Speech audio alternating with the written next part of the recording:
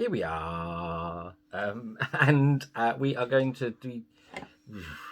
I never start well with these, do I? Fall over my teeth in the first sentence pretty much every time. Never bother taking it out, though. The edit, not my teeth. They're all genuine. And it's all about WandaVision, the series finale. I really liked it. The thing I found with it was, I don't think, because I was wondering where they were going to go, and I didn't know. We might have Ace as a guest reviewer. Paul's currently holding him off, but I don't think we're going to get away with it all for the whole thing.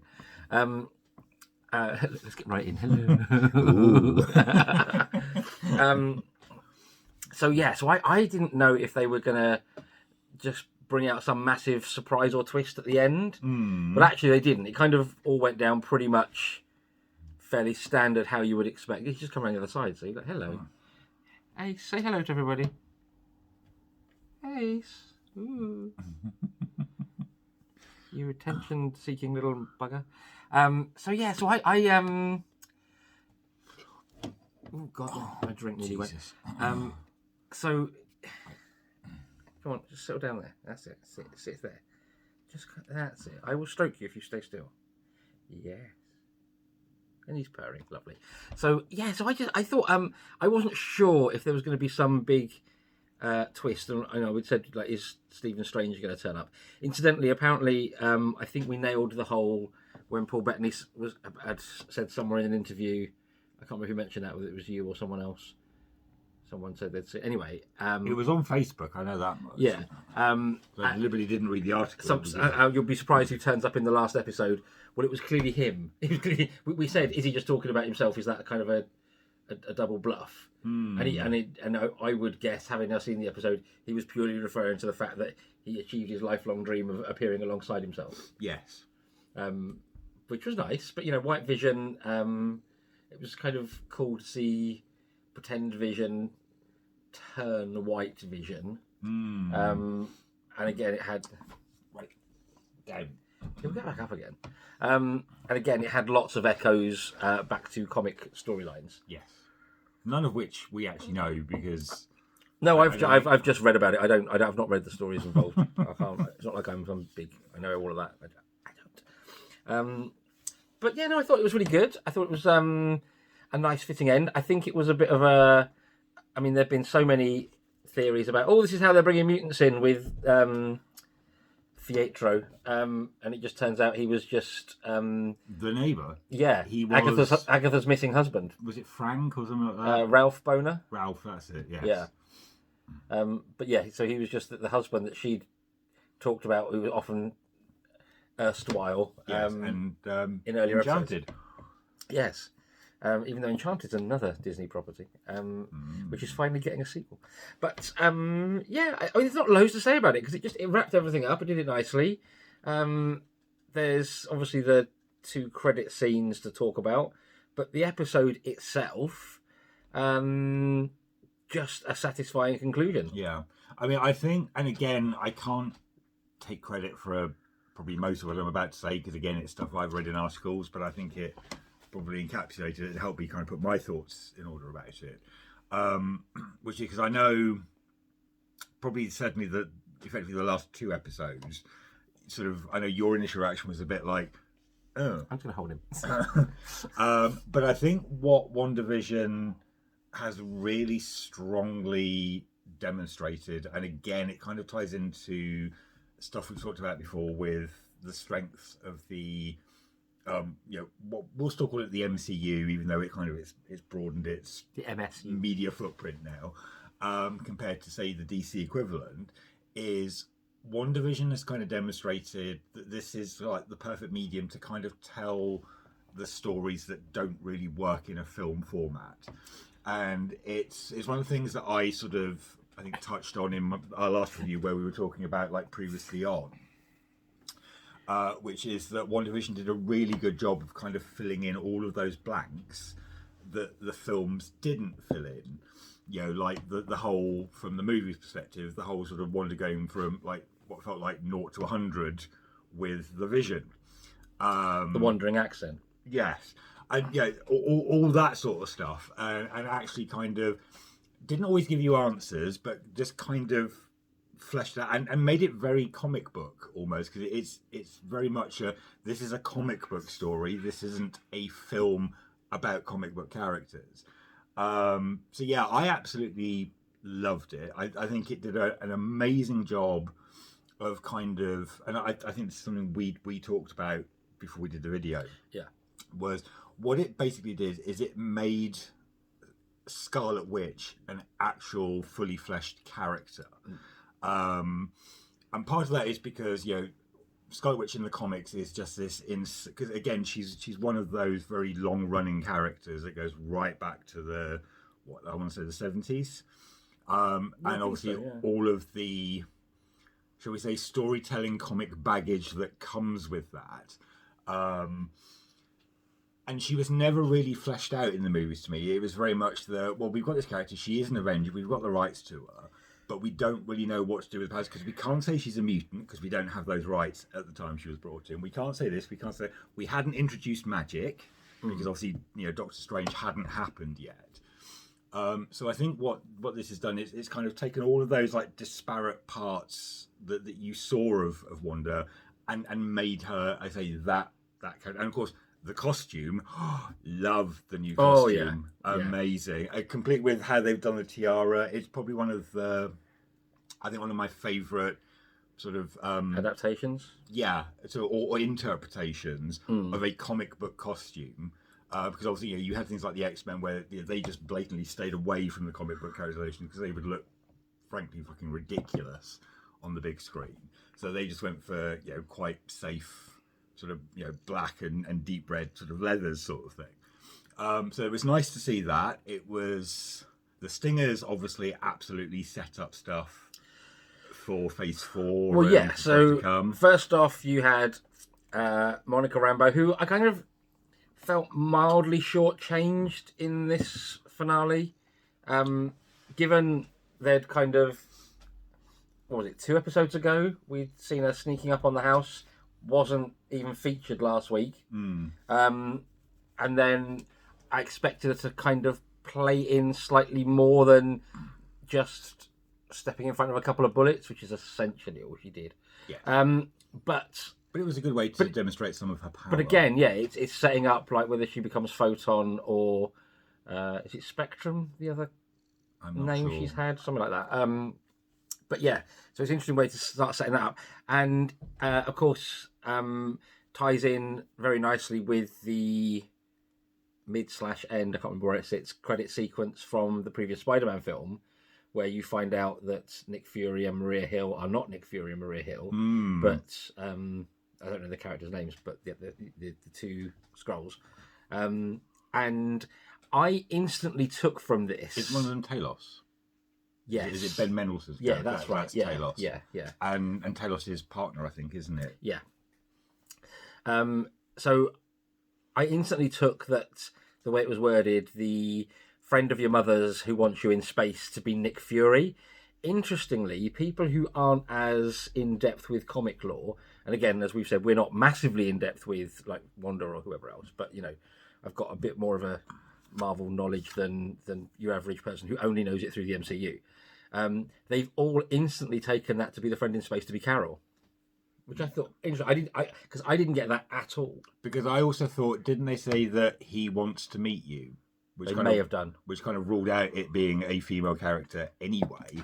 In fact, I'm pretty sure they did, because... I'd have to rewatch it. But yeah, no, I mean, that might be why in my head I leapt straight to Nick Fury. But there's nothing to say that Nick's not out there with Carol. That could... I mean, whatever it is, I would highly anticipate that scene is a springboard into Captain Marvel 2. So I see that connection. I also gather, again, and this is from stuff I've read, that what this is basically... And the whole thing with Nick in space is that... I mean, obviously, we don't know because we haven't seen Captain Marvel 2 yet. But I think from what I've read, it's less... Although I'm sure that's going to be part of it, it's less about that.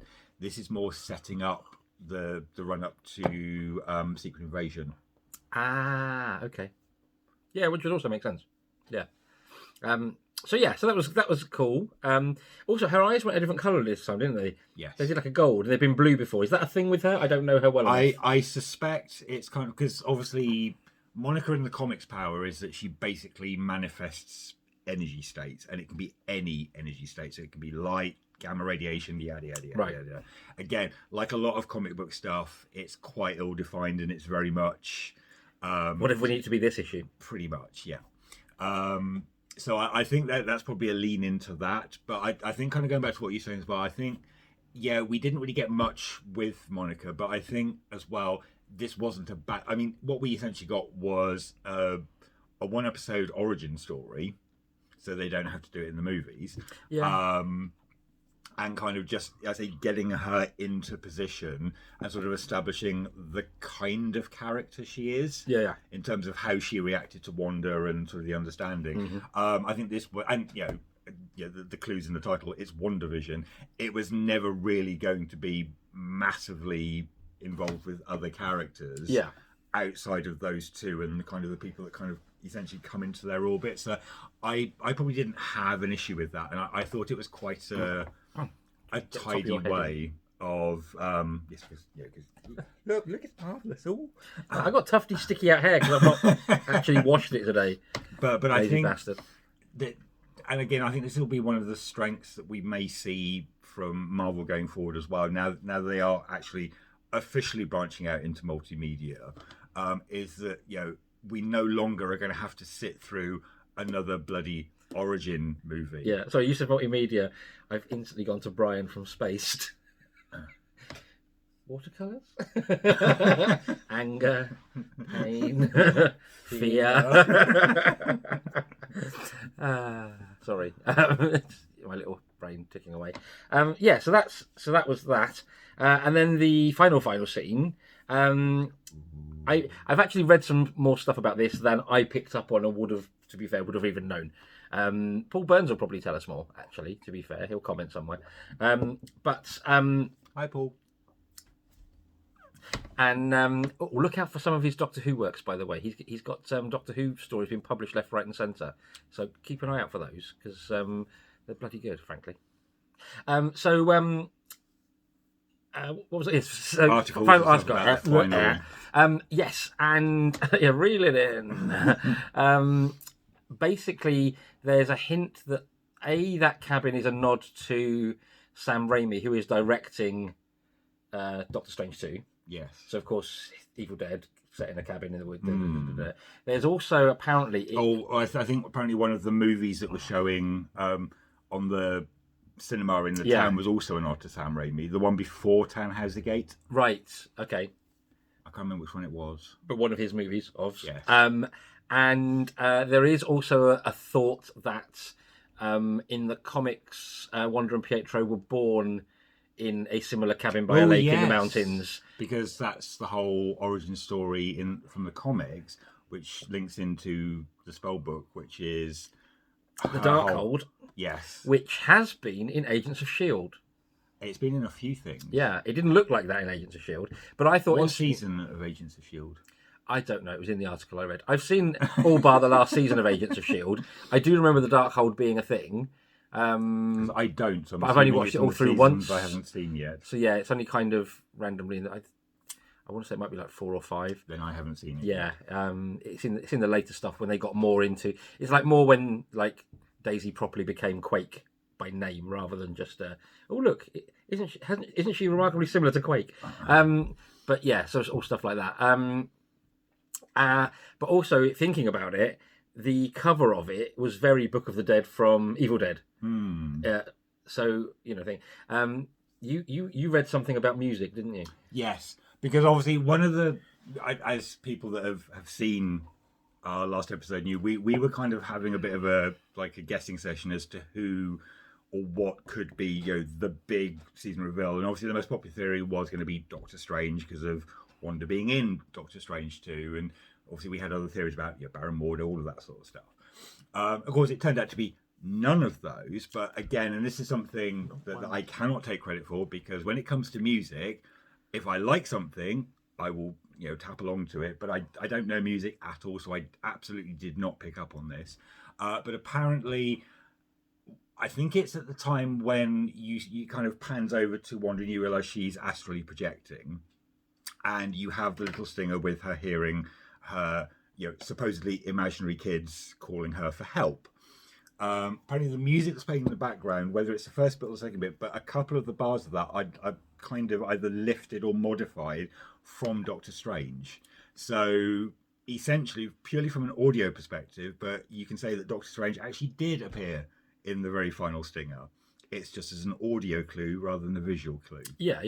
And obviously she was learning her craft exactly how he did in the learning montage by sitting cross-legged, astrally projected in the lotus position, reading a book that was turning its own pages, I noticed as well, surrounded by runes, but obviously all in her colour rather than he did it all in his colour, didn't he? The green. And I'm also pretty sure greeny yellow? No, I don't know.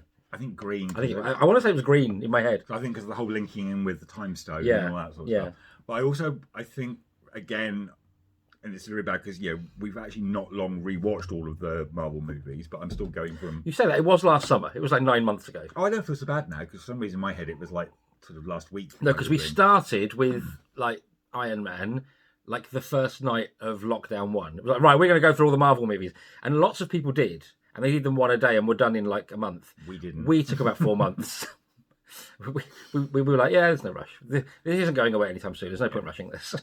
So I'm pretty sure, and I think this links into a comment that Agatha says during the confrontation, which is that you're the Scarlet Witch, more powerful than the Sorcerer Supreme, which another nod to sort of Stephen Strange.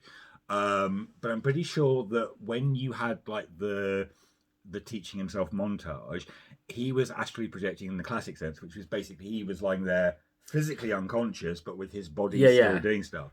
What you actually saw with Wanda, which again I think is possibly a nod to how, one, her magic is different, and I've taken into the whole chaos magic thing. Two, probably also reinforcing that she is more powerful.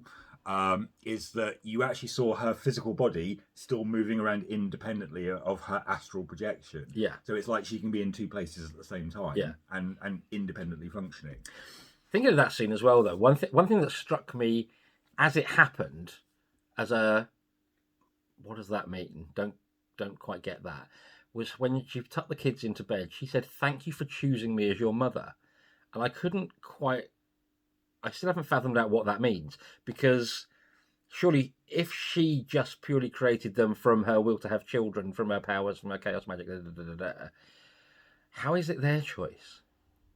So then, of course, when you hear them calling out from somewhere else, what really are they? I think there's more.